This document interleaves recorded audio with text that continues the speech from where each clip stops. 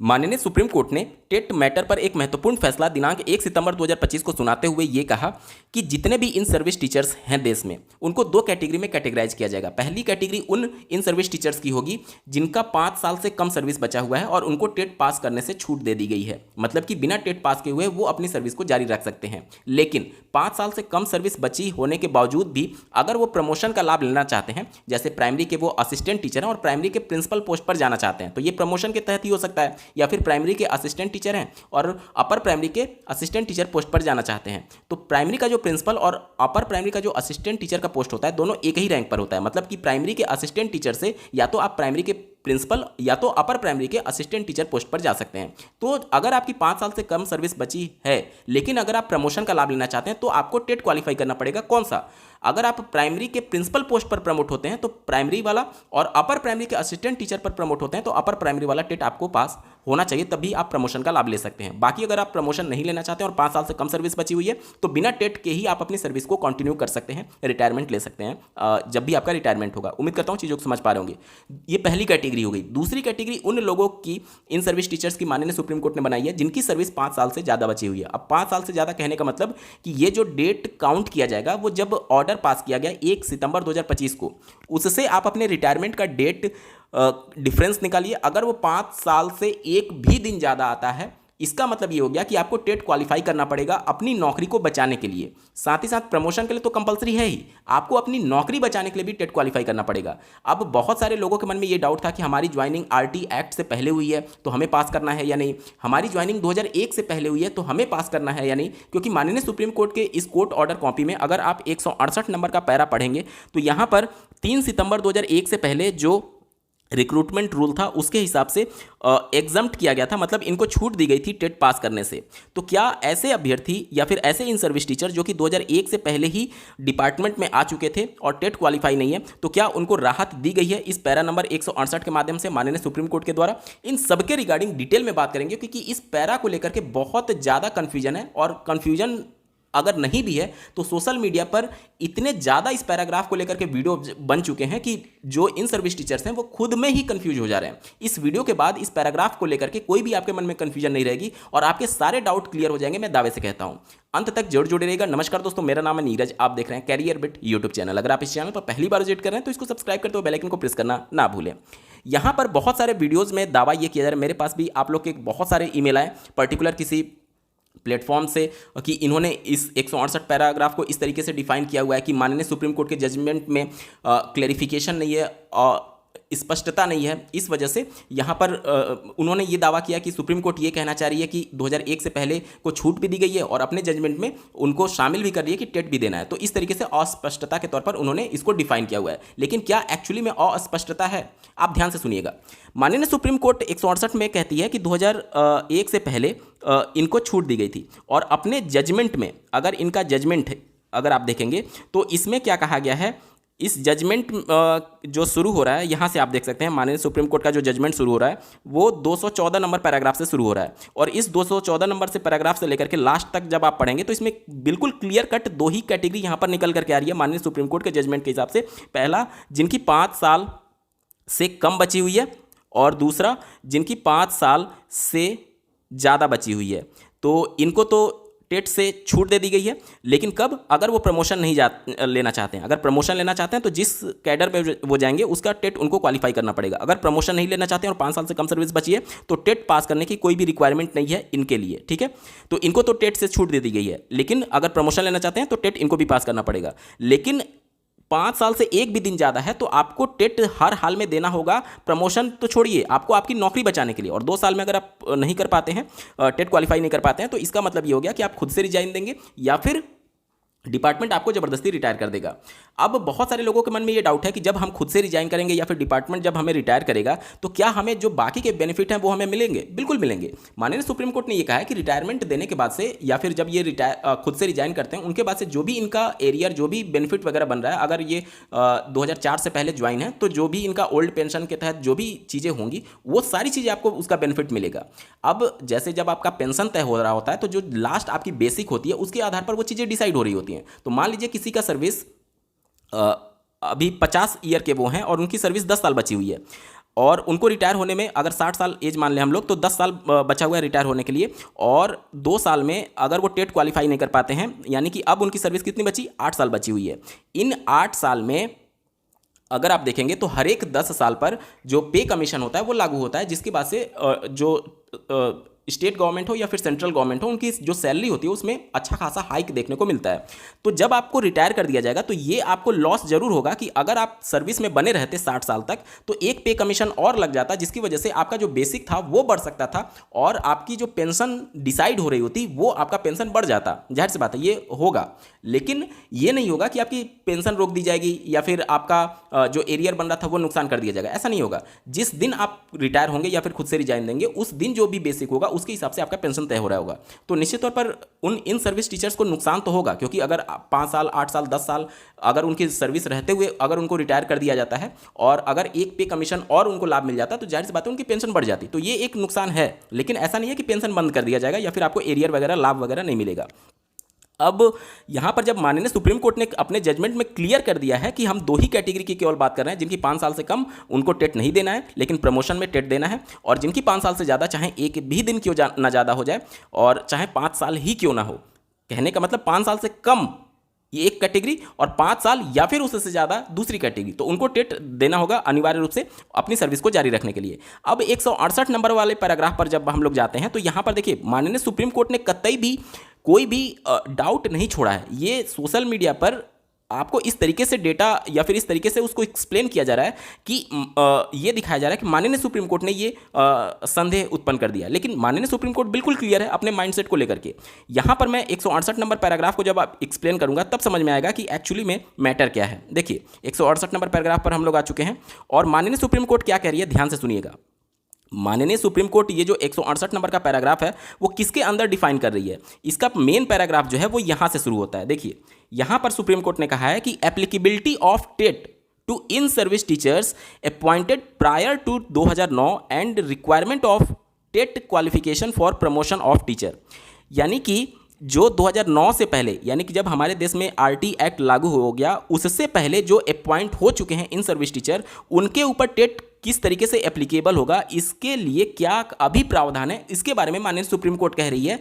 ये अपना जजमेंट ये नहीं सुना रही है, बल्कि एनसीटी का जो नियम है और जो संशोधन किया गया संसद से, वो नियम क्या कहता है इन सर्विस टीचर्स के लिए, उसके बारे में सुप्रीम कोर्ट ने यहां पर कोट किया हुआ है जे नंबर पॉइंट में, और इसी कोर्ट के अंदर 168 नंबर का पैराग्राफ है। अब मैं समझता हूं आप समझ पा रहे होंगे क्या है पूरा मैटर। यानी कि ये स्टेटमेंट माननीय सुप्रीम कोर्ट का नहीं है, बल्कि जो नियम अभी हैं, चाहे वो संसद से कानून पास 2017 वाला भारत का राजपत्र हो या फिर एनसीटी गाइडलाइन हो, वो क्या कहती है अभी के हिसाब से, उसको कोट करते हुए माननीय सुप्रीम कोर्ट ने 168 नंबर का पैराग्राफ लिखा है। यानी कि ये स्टेटमेंट जो है वो माननीय सुप्रीम कोर्ट का नहीं है, बल्कि अभी जो नियम है उसके हिसाब से। ध्यान से पढ़िएगा। NCT notification also reinforces this requirement by stating that teachers working in unaided private school और those already in position as on 31 March 2015 must qualify TET within the stipulated period. यानी कि एनसीटी नोटिफिकेशन इस बात पर जोर देती है, इस बात पर भी जोर देती है कि जो अनएडेड प्राइवेट स्कूल में है, अनएडेड का मतलब कि देखिए 2-3 तरीके के स्कूल होते हैं। एक तो पूरी तरीके से गवर्नमेंट स्कूल जिसे परिषदीय प्राथमिक और परिषदीय उच्च प्राथमिक आप बोलते हैं, जिसे सरकारी शुद्ध भाषा में बोला जाता है सरकारी स्कूल। दूसरे होते हैं एडेड स्कूल, जिनमें बिल्डिंग और इंफ्रास्ट्रक्चर प्राइवेट होता है लेकिन टीचर की हायरिंग सरकार कर रही होती है। जैसे कि माध्यमिक में अगर आप टीजीटी पीजीटी की भर्ती देखेंगे तो वो प्राइवेट स्कूल होते हैं लेकिन शिक्षकों की भर्ती सरकार कर रही होती है, यानी कि वो सरकार से सहायता प्राप्त है विद्यालय, इसीलिए उसको एडेड बोलते हैं। सरकारी सहायता प्राप्त, पूरी तरीके से सरकारी नहीं है, सहायता प्राप्त अशासकीय उसका नाम बोला जाता है। और तीसरा होता है अनएडेड प्राइवेट स्कूल। अनएडेड का मतलब कि बिल्कुल ही प्राइवेट, ना तो उनको टीचर सरकार हायर कर रही है और ना ही बिल्डिंग सरकारी है, कहने का मतलब वो बिल्कुल ही प्राइवेट है। तो एनसीटी के नियम के हिसाब से अनएडेड प्राइवेट स्कूल को भी इस दायरे में लाया गया है कि उनके लिए भी टेट अनिवार्य है, यहां पर सुप्रीम कोर्ट करी है। और साथ ही साथ 31 मार्च 2015 तक जो इन सर्विस थे उन सब के लिए भी जो स्टिपुलेटेड पीरियड है उसमें टेट पास करना अनिवार्य है। ये एनसीटी का कहना है, सुप्रीम कोर्ट ने ऐसा कहा है। ध्यान से सुनिएगा। The language of both RTE act and the notification leaves no room for ambiguity that even those teacher appointed prior to RT Act, if not qualified, must meet the TET requirement within the grace period granted। कहा यह गया है कि the language of both, मतलब कि RT act की भाषा और नोटिफिकेशन जो संसद से कानून पास हुआ 2017 में, दोनों की भाषा किसी भी प्रकार का कोई रूम यानी किसी भी प्रकार का एम्बिग्युइटी का मतलब होता है संदेह या फिर अस्पष्टता, यानी कि आरटी एक्ट और ये जो नोटिफिकेशन है गजट नोटिफिकेशन जो 2017 में आया था संसद के से कानून पास करके, उसके द्वारा किसी भी प्रकार की अस्पष्टता के लिए कोई भी जगह नहीं छोड़ी गई है कि even those teacher appointed prior to RTE act, यानी कि ऐसे टीचर इवन दोज मतलब कि वैसे भी शिक्षक जो कि आरटी एक्ट 2009 से पहले ज्वाइन क्यों ना कर चुके हों, अगर वो टेट क्वालिफाई नहीं है तो उनको भी टेट उनके लिए भी टेट रिक्वायर्ड होगा और उनको ग्रेस पीरियड जो दिया गया है उस ग्रेस पीरियड में उनको टेट क्वालिफाई करना होगा। अब देखिए इसी पूरे लाइन को लेकर के पूरा हो हल्ला मचा हुआ है सोशल मीडिया साइट पर कि माननीय सुप्रीम कोर्ट ने राहत दी है। देखिए ध्यान से सुनिएगा, only those appointed prior to 3 September 2001 in accordance with applicable requirement rule or those covered by specific exception that is special BTC DED course were exempted. यहाँ पर यह कहा गया कि ओनली दोज अपॉइंटेड, यानी कि ऐसे केवल ऐसे अपॉइंटेड जो कि 3 सितंबर 2001 से पहले सिस्टम में आ चुके थे, यानी कि जो नौकरी में आ चुके थे वो एग्जम्प्ट किए गए हैं और कुछ स्पेशल एक्सेप्शन को लेकर के, कुछ अपवादों को लेकर के उनको यहाँ पर एग्जम्प्ट किया गया है। अब इसी को लेकर के कहा जा रहा है कि सुप्रीम कोर्ट ने एग्जम्प्ट किया है मतलब उनको राहत दी है। ध्यान से सुनिएगा, अगर सुप्रीम कोर्ट उनको राहत देती तो यहाँ पर क्या लिखती, वर एग्जम्प्टेड ना लिख करके वहाँ पर लिखती आर एग्जम्प्टेड, मतलब कि ऐसे शिक्षक को राहत दी जाती है। आर एग्जम्प्टेड लिखा रहता है, लेकिन वर एग्जम्प्टेड लिखने का मतलब ये हो गया कि एनसीटी के नोटिफिकेशन और आरटी एक्ट के बारे में माननीय सुप्रीम कोर्ट इसमें बात कर रही है और एनसीटी का नोटिफिकेशन ये कहता है कि ऐसे इन सर्विस टीचर जो कि 3 सितंबर 2001 से पहले ज्वाइन हो चुके हैं उनको छूट दी गई थी टेट पास करने से। अब चलिए आरटी एक्ट 2009 का नोटिफिकेशन मैं आपको दिखाता हूं, जिसके बाद ये जो 168 नंबर का पैराग्राफ है वो आप बिल्कुल क्लियर समझ पाएंगे। आप अपने स्क्रीन पर दिनांक 23 अगस्त 2010 का नोटिफिकेशन देख पा रहे होंगे और यहाँ पर अगर मैं आपके स्क्रीन पर दिखाऊं, न्यूनतम योग्यता तय की गई थी और इसी में वो जो 3 सितंबर 2001 वाली डेट का जिक्र किया गया है उसके बारे में भी यहाँ पर मेंशन किया गया है। ध्यान से देखिएगा, देखिए यहाँ पर इसी में चौथे नंबर पॉइंट में क्या मेंशन किया गया है, इस अधिसूचना की तिथि से पहले नियुक्त अध्यापक, इस अधिसूचना की तिथि से पूर्व कक्षा 1 से 8 के लिए नियुक्त निम्नलिखित श्रेणियों के अध्यापकों को उपयुक्त पैरा 1 से निर्धारित न्यूनतम योग्यता हासिल करने की आवश्यकता नहीं है। न्यूनतम पैरा 1 में क्या था, न्यूनतम एलिजिबिलिटी में बीएड डीएलएड और साथ ही साथ टेट के बारे में जिक्र किया गया था। उम्मीद करता हूँ समझ पा रहे होंगे, बीएड अपर प्राइमरी के लिए और प्राइमरी के लिए डीएलएड, और अगर आप ग्रेजुएशन प्लस डीएलएड है तो अपर प्राइमरी में भी एलिजिबल है। साथ ही साथ वहाँ पर दोनों में अगर प्राइमरी में जाना चाहते हैं तो पेपर 1 और अपर प्राइमरी जाते हैं तो पेपर 2 क्वालिफाई करना अनिवार्य, ये पैरा 1 में मेंशन किया गया है। तो कहा यह गया है कि ऐसे शिक्षक जो कि इस तिथि से पूर्व ज्वाइन किए होंगे उनको वो जो एलिजिबिलिटी है उसको हासिल करना आवश्यकता नहीं है। ठीक है, ये 2010 के नोटिफिकेशन में लिखा गया है और इसी नोटिफिकेशन में यहां पर देखिए लिखा गया है, राष्ट्रीय अध्यापक शिक्षा परिषद विनिमय 2001 के अनुसार 3 सितंबर 2001 अथवा उसके बाद नियुक्त अध्यापक, मतलब कि इस डेट से बाद जो अपॉइंट हुए टीचर हैं उस पर आरटी एक्ट लागू होगा, उससे पहले वाले पर लागू नहीं होगा। ठीक है, और इसके बारे में यहाँ पर सब बातें लिखी गई हैं, वही सब बातें लिखी गई हैं। और ये जो आपके मन में सवाल आ रहा था कि 3 सितंबर 2001 का डेट कहाँ से आया, तो वो आरटी एक्ट से जो प्रावधानित 23 अगस्त 2010 का नोटिफिकेशन है एनसीटी का, उसमें यहाँ पर क्लियर मेंशन किया गया है कि इससे पहले देखिए एक्चुअली में हमारे देश में क्या नियम था कि पहले जो भर्तियाँ हुआ करती थी 2001 से लेकर के 2009 तक, 2010 तक मान लीजिए, क्योंकि आरटी एक्ट आने के बाद से जो एलिजिबिलिटी तय की गई बीएड डीएलएड और प्लस टेट वाला, वो कब तय किया गया, 1 अप्रैल 2010 को, और इसकी अधिसूचना कब तैयार हुई, 23 अगस्त 2010 के बाद, यानी इस डेट के बाद टेट तो कंपलसरी हो गया था और साथ ही साथ बीएड डीएलएड भी वहाँ पर बिल्कुल मांगा गया था। लेकिन इससे पहले अगर आप 2009 से पहले जाएंगे तो वहाँ पर भर्तियाँ जो होती थी वो एनसीटी का एक अलग नोटिफिकेशन था 3 सितंबर 2001 को जो जारी हुआ था, उसमें उस नियम से भर्तियाँ होती थी, उसमें टेट नहीं मांगा गया था। तो उसीलिए बोला गया है कि इस डेट से पहले मतलब 3 सितंबर 2001 एक से पहले जो नियुक्तियां हुई हैं उसमें तो किसी नियम की जिक्र तक नहीं किया गया था।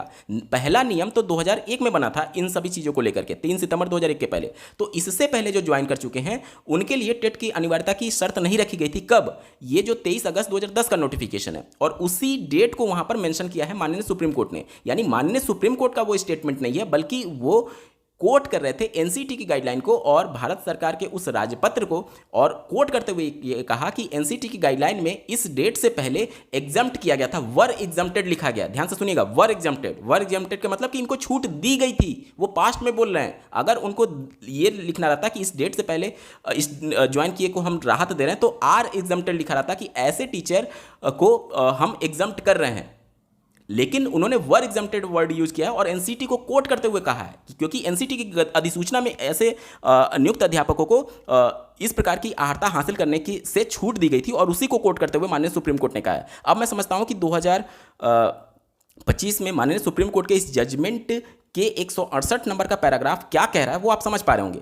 तो यहां पर सुप्रीम कोर्ट के इस जजमेंट में कोई भी डाउट नहीं है। एक्चुअली में सोशल मीडिया पर इस तरीके से प्रसारित किया जा रहा है कि आपको लग रहा है कि सुप्रीम कोर्ट खुद कंफ्यूज है। नहीं, सुप्रीम कोर्ट कंफ्यूज नहीं है। सुप्रीम कोर्ट ने एनसीटी को कोट करते हुए कहा है कि इन्होंने अपनी अधिसूचना में कहा था कि 2001 से पहले नियुक्त हैं, उनको न्यूनतम योग्यता हासिल करने की रिक्वायरमेंट नहीं है। उम्मीद करता हूं चीज़ों को समझ पा रहे होंगे। और सुप्रीम कोर्ट ने क्लियर माइंडसेट के साथ जजमेंट दिया है कि दो ही कैडर होगा, या तो 2000 जिनकी सर्विस 5 साल से कम बची हुई है उनको टेट पास करने की जरूरत नहीं है, और दूसरा जिनकी सर्विस 5 साल से या फिर उससे ज़्यादा बची हुई है तो उनको हर हाल में टेट अपनी नौकरी बचाने के लिए देना ही होगा। और अगर नहीं देते हैं तो खुद से रिजाइन करेंगे, और नहीं रिजाइन करते हैं तो उनको ज़बरदस्ती रिटायर कर दिया जाएगा। उनको जो भी बेनिफिट मिल रहा होगा, पेंशन वगैरह जो भी चीज़ें होंगी, वो उनका लाभ उनको मिलेगा। माननीय सुप्रीम कोर्ट ने अपनी तरफ से कोई भी जजमेंट नहीं दिया हुआ है। जो भी जजमेंट आया हुआ है वो 2017 में जो संशोधन किया गया आरटी एक्ट के धारा 23 के उपधारा 2 का प्रयोग करते हुए केंद्र सरकार को एम्पावर किया गया है कि संसद से कानून बना करके वो कोई भी संशोधन कर सकती है। और इसी पावर का यूज करते हुए केंद्र सरकार ने 2017 में एक संशोधन निकाला जिसमें ये कहा गया, ध्यान से देखिएगा, कि provided further that every teacher appointed in position as on 31 March 2015 also does not possess minimum qualification as laid down under subsection 1 shall acquire such minimum qualification within a period of 4 years from date of commencement of the right of children to free and compulsory education 2017। कहा यह गया कि ये हम जो judgement है इसको past date से लागू कर रहे हैं। कब से लागू कर रहे हैं? 31 मार्च 2015 से। और इस डेट से 4 साल का समय दिया गया, यानी 31 मार्च 2019 तक का समय दिया गया कि इस डेट तक आप हर हाल में टेट पास कर लीजिए, और अगर आप टेट पास नहीं कर पाते हैं तो आपकी सर्विस को ख़त्म कर दिया जाएगा। ये 2017 में संसद से कानून पास करके कहा गया। और उस समय केंद्र सरकार के जो विशेष सचिव हैं उन्होंने सभी राज्यों के जो सचिव थे उनको पत्र लिख करके रिमाइंड भी कराया था कि ये जो समय सीमा समाप्त हो रही है। बावजूद इसके उत्तर प्रदेश समेत किसी भी राज्य के सचिव के द्वारा इन सर्विस टीचर्स को इसके बारे में सूचना नहीं दी गई, जिसके बाद से ये पूरा विवाद उत्पन्न हुआ। तो माननीय सुप्रीम कोर्ट ने जो जजमेंट दिया है वो केवल नियमों और कानूनों के आधार पर दिया है। उनकी जजमेंट में कोई भी डाउट नहीं है। डाउट सिर्फ सोशल मीडिया पर गलत तरीके से डिटेल बता करके आपको आपके मन में इस तरीके की भ्रम उत्पन्न की जा रही है। मैं बिल्कुल क्लियर बता दूं कि अगर आपकी 5 साल से ज़्यादा सर्विस बची हुई है, किसी के भ्रम में मत रहिए, पढ़ाई शुरू कर दीजिए। 2 साल में हो सकता है आपको 2 ही बार टेट देने का मौका मिले, तो एक भी मौका छोड़िए मत और लग जाइए। क्योंकि अगर आप उन वीडियोज़ को देख करके कन्फ्यूज हो रहे हैं तो यकीन मानिए जो भी कंपाइल किया जाएगा, जिस तरीके से डिसीजन को इम्प्लीमेंट किया जाएगा, वो डिसीजन बिल्कुल क्लियर कट है कि 5 साल से ज़्यादा सर्विस बची है तो नौकरी बचाने के लिए टेट देना ही होगा, और प्रमोशन पाना चाहते हैं तो प्रमोशन के लिए भी टेट अनिवार्य है। बिल्कुल क्लियर है जजमेंट, कोई भी डाउट नहीं है। और रिव्यू पिटीशन में जब तक कि ये जो 2017 में संसद से कानून पास होकर के गजट नोटिफिकेशन आया, जब तक इसमें संशोधन नहीं होगा तब तक वहां पर संशोधन कर पाना नामुमकिन है रिव्यू पिटीशन में, क्योंकि वो जजमेंट इस गजट नोटिफिकेशन पर आया हुआ है जो कि आरटी एक्ट के धारा 23 के उपधारा 2 की शक्तियों का प्रयोग करते हुए केंद्र सरकार ने इस नोटिफिकेशन को निकाला था। अब मैं समझता हूं आपके सारे डाउट्स क्लियर हो गए होंगे। बावजूद इसके अगर आपका कोई प्रश्न रह जाता है, कोई डाउट रह जाता है तो कमेंट के माध्यम से पूछ सकते हैं। इस वीडियो को देखने के लिए आपका बहुत बहुत धन्यवाद। भगवान करे आपका दिन शुभ हो।